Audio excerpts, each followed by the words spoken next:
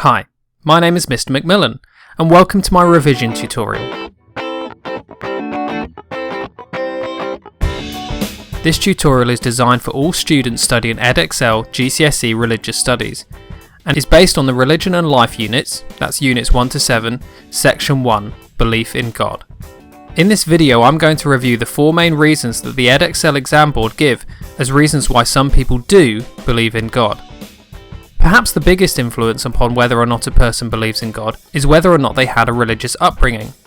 But just what is a religious upbringing?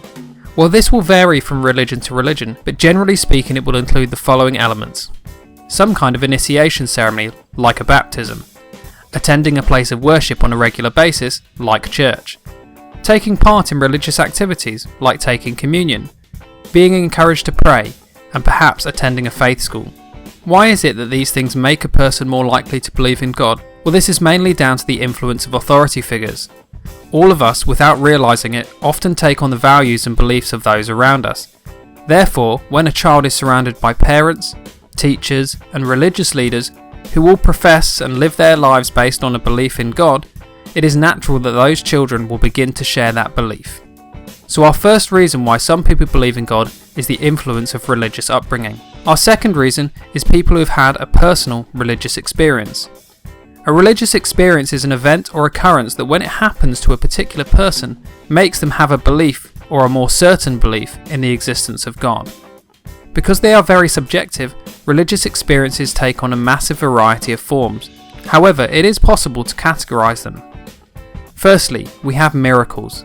These are events which either because they appear to break the laws of nature or because of their sheer improbability, a person believes that they are the result of the intervention of God. For example, many of the 33 Chilean miners rescued from a collapsed mine after 70 days in 2010 claimed their rescue was a miracle because it was so unlikely.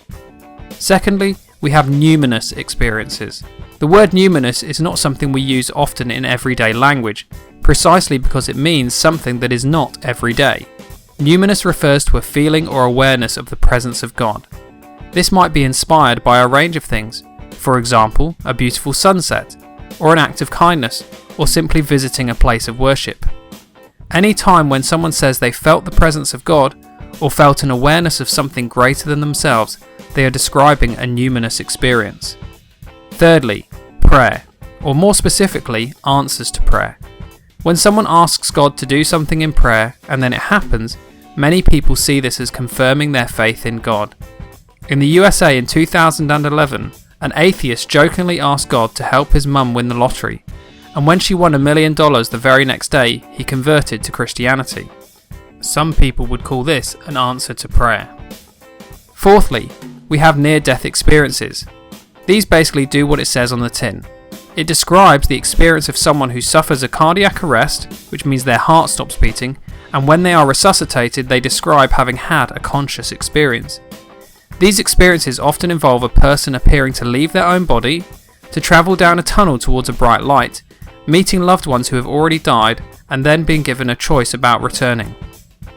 All of these religious experiences can often lead to the fifth type of religious experience, which is what we know as conversion, and this simply means to radically change one's beliefs. So our second reason for belief in God is the influence of a personal religious experience. But some people believe in God not because they have had a religious upbringing or because they have had their own experience of God, but because they have looked at the philosophical arguments for God's existence and decided that there are good logical reasons to believe in God. The argument from causation is just one such example. It is based on the idea of causation, which is what we would normally call the law of cause and effect. This is simply the idea that when something happens in the world around us, we understand that there must be a cause for the effect that we have observed. For example, if I see a house on fire, I know that there must be some cause for the fire. For example, someone might have left the oven on. Some people believe that this very simple idea shows that God exists, because if all things require causes, then eventually if we go backward in time we must arrive at a first cause that started it all off, i.e. what caused the Big Bang. There is a more specific form of this argument which is called the Kalam argument. It goes as follows. 1. Everything that begins to exist has a cause. 2. The universe began to exist. Therefore, 3. The universe has a cause. and 4. God must be the cause of the universe. So this is the argument from causation. Another philosophical argument for the existence of God is called the argument from design. The most famous version of this argument was written by a man called William Paley. He believed that complexity and purpose, when found together, do not occur by accident but are the result of intelligence. He used the example of a watch to make his point, saying that if we found a watch in a field, because it is obviously complex and made for a purpose, we would know that it didn't form by accident but was the result of a watchmaker or a designer. So a watch needs a watchmaker.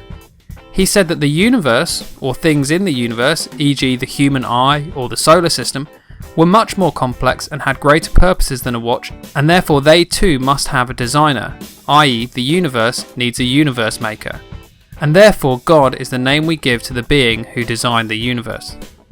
So to recap, the 4 main reasons that the Edexcel exam board give as reasons why some people believe in God are 1. The influence of a religious upbringing, 2. A personal religious experience, 3. The argument from causation, and 4. The argument from design. Thanks for watching. I've been Mr. McMillan. If you have found this useful, please give this video a thumbs up and follow me on Twitter. You can also download an audio version of this video from iTunes so that you can listen to it on your MP3 device.